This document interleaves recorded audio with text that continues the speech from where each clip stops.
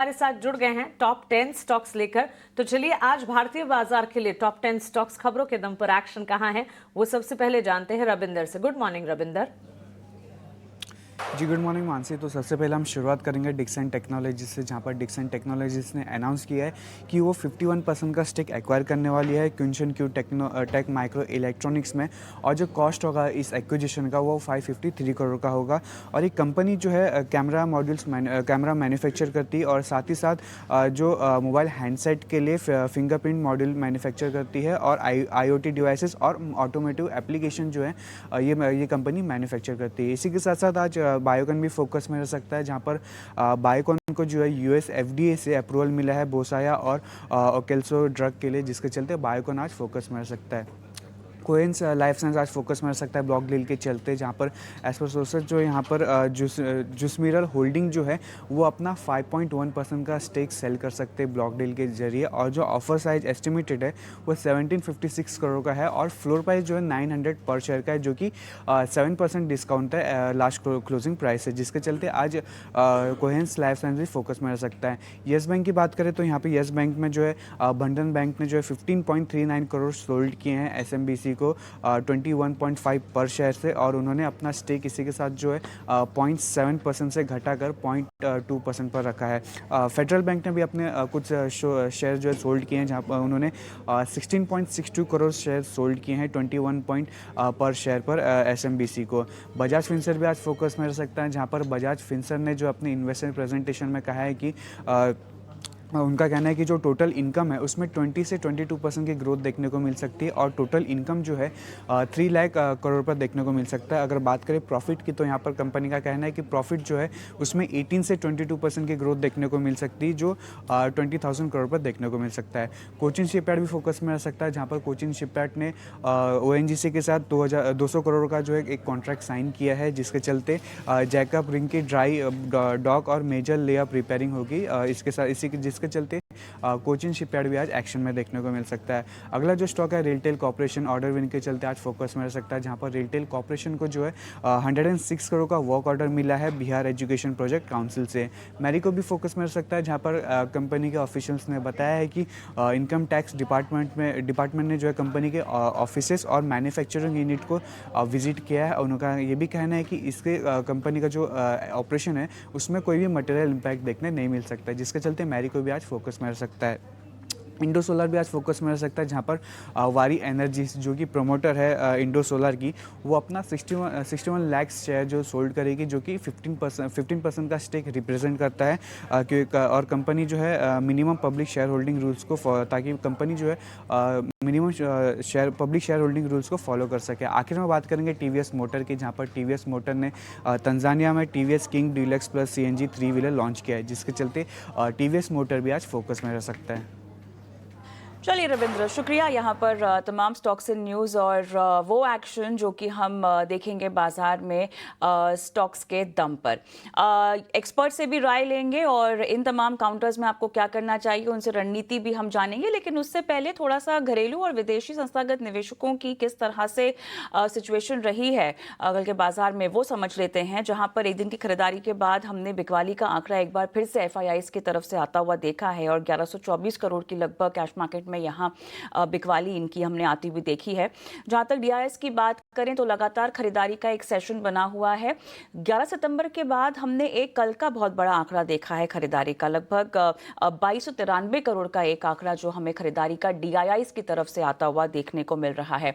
वहीं अगर हम FIIs की इंडेक्स फ्यूचर्स की बात करें तो यहाँ पर खरीदारी का आंकड़ा एक आता हुआ 1708 करोड़ के आसपास का। वहीं बिकवाली हमने इंडेक्स ऑप्शंस में FIIs की तरफ से देखी है 3533 करोड़ की, और उसी के बाद हम देख रहे हैं कि जहां तक स्टॉक फ्यूचर्स और स्टॉक ऑप्शंस FIIs की तरफ से बेचे गए हैं, और स्टॉक फ्यूचर्स लगभग 401 करोड़ का एक आंकड़ा बिकवाली का, और 30 करोड़ का स्टॉक ऑप्शन में हमने देखा है कि बिकवाली का एक आंकड़ा हमें आता हुआ देखने को मिला है।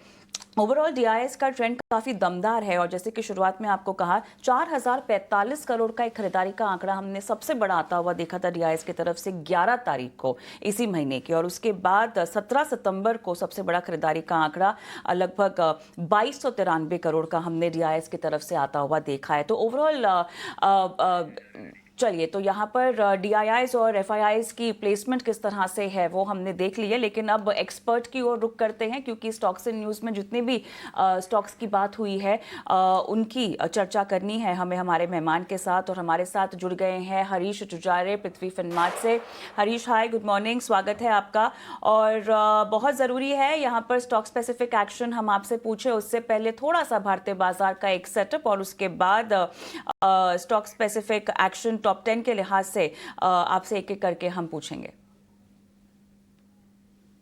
Very good morning. अगर देखा है तो मानसी जी, और अगर देखा है तो मार्केट में एक अच्छा रैली देखने मिल रहा है कुछ दिनों से। अगर देखा है तो पिछले महीने के कंसोलिडेशन के बाद इस महीने में अगर देखा है तो ऑलमोस्ट 3.7% का गेंस दिखाई दे रहा है निफ्टी में। एक अच्छा उछाल देखने मिल रहा है फर्स्ट हाफ ऑफ सितंबर में। जिस तरीके से मार्केट्स में अभी भी मुझे लग रहा है कि ट्रेंड ऊपर की ओर लग सकता है, जहाँ पे मुझे लग रहा है कि रेजिस्टेंस जोन दिखाई दे रहा है 25,500 के रेंजेस के अराउंड, जो long term trend line resistance का है। तो मुझे लग रहा है कि यहाँ पे थोड़ा बहुत मार्केट्स में थोड़ा प्रॉफिट बुकिंग पे देखने मिल सकता है। जिस तरीके से रैली देखने मिल रहा है वहां से मुझे लग रहा है कि अभी भी एक 100 से 150 पॉइंट का मूव देखने मिल सकता है आज और कल के ट्रेडिंग सेशंस में।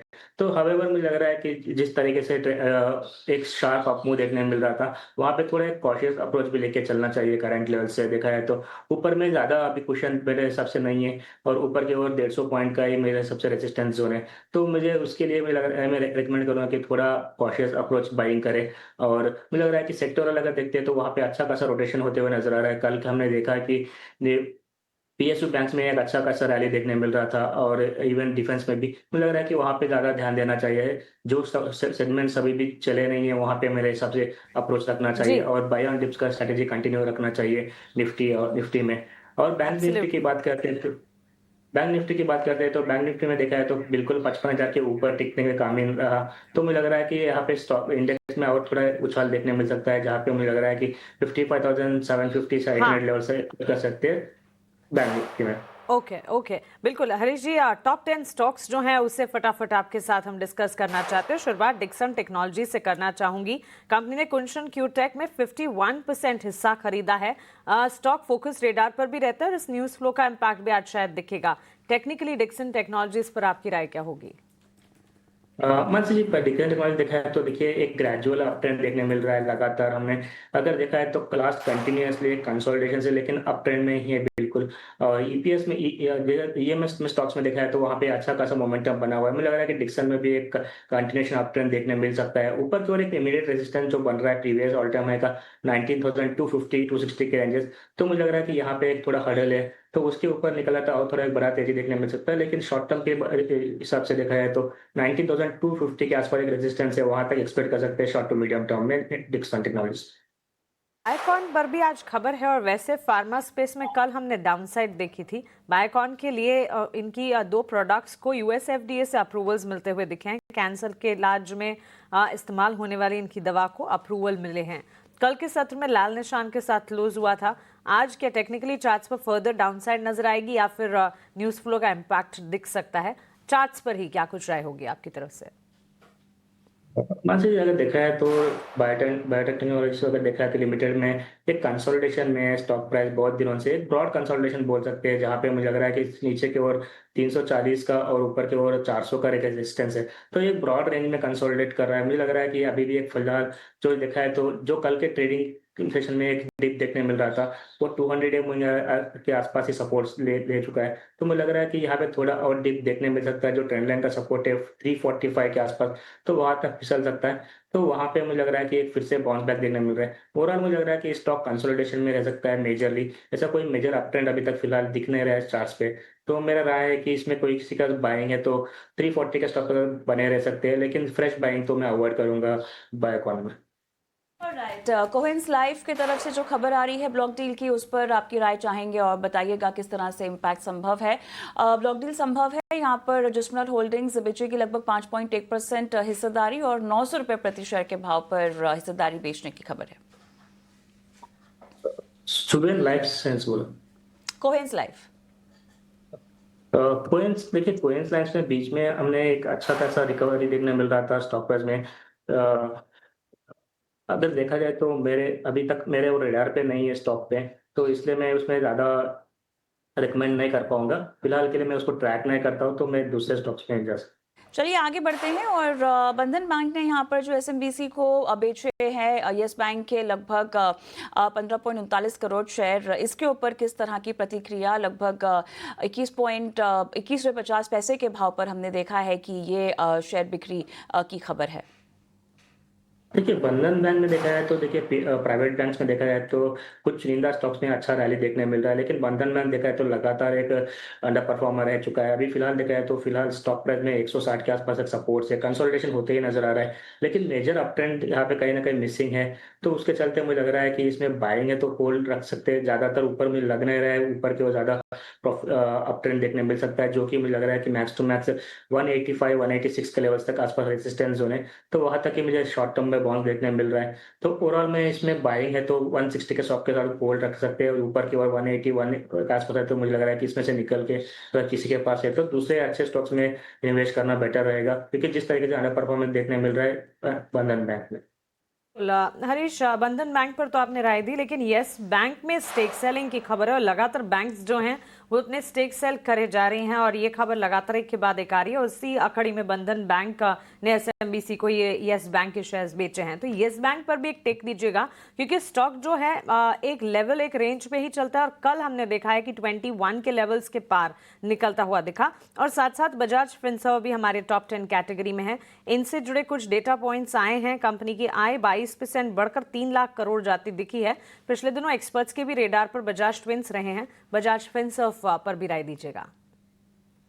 अगर पहले हम लोग एस बैंक के बारे में बात करते हैं, जहाँ पे देखिए हमने एक नीचे लेवल से अच्छा उछाल देखने मिल रहा है ऑलमोस्ट 1850 के लेवल से। अगर अभी फिलहाल 21 टू 15 के आसपास कल का क्लोजिंग था, तो मुझे लग रहा है कि यहाँ पे एक शॉर्ट टर्म में एक बाउंस बिल्कुल देखने मिल सकता है, जहाँ पे मुझे लग रहा है कि स्टॉक प्राइस में 23 हाफ तक का चांस है।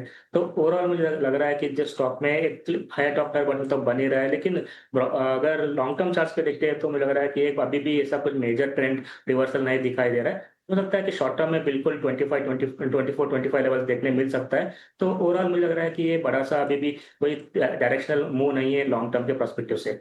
और बजाज फाइनेंस की बात करते हैं, देखिए बजाज फाइनेंस में बिल्कुल हमने जब से जीएसटी का रेट कट देखा है तब से हमने एक अच्छा रैली देखने मिल रहा है बजाज फाइनेंस में। स्पेशली जो प्रीवियस ऑल टाइम हाइस थे 9,978 का, वो लेवल भी क्रॉस कर चुका है। मुझे लग रहा है clearly higher top higher bottom होते हुए नजर आ रहा है। लेकिन शॉर्ट टर्म में जिस तरीके से हमने रैली देखने मिला था 870 लेवल से ऑलमोस्ट 1000 के आसपास, मुझे लग रहा है कि यहाँ पे थोड़ा बहुत शॉर्ट टर्म में ओवर स्पॉट हो चुका है स्टॉक प्राइस। तो हो सकता है कि थोड़ा माइनर डिप मिल सकता है, जो कि सपोर्ट जोन से 780 के आसपास ही।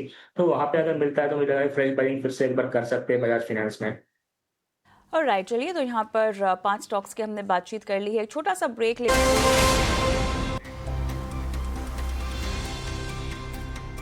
वेलकम बैक, और आप देख रहे हैं आज का बाजार, जहां पर हम आपको बता रहे हैं स्पेसिफिक एक्शन जो कि स्टॉक्स की तरफ से हम आता हुआ देखेंगे आज के पूरे मार्केट कारोबारी सत्र में। और हरीश उजारे हमारे आज के मेहमान बने हुए हैं और इनसे हम लगातार बातचीत कर रहे हैं। हरीश, रेलटेल पर बात करते हैं। बिहार एजुकेशन प्रोजेक्ट काउंसिल से लगभग 106 करोड़ रुपए का ऑर्डर यहाँ पर मिला है, इसका इम्पैक्ट? अगर एयरटेल की बात करते हैं देखा है तो भारतीय एयरटेल की बात कर रहे हैं।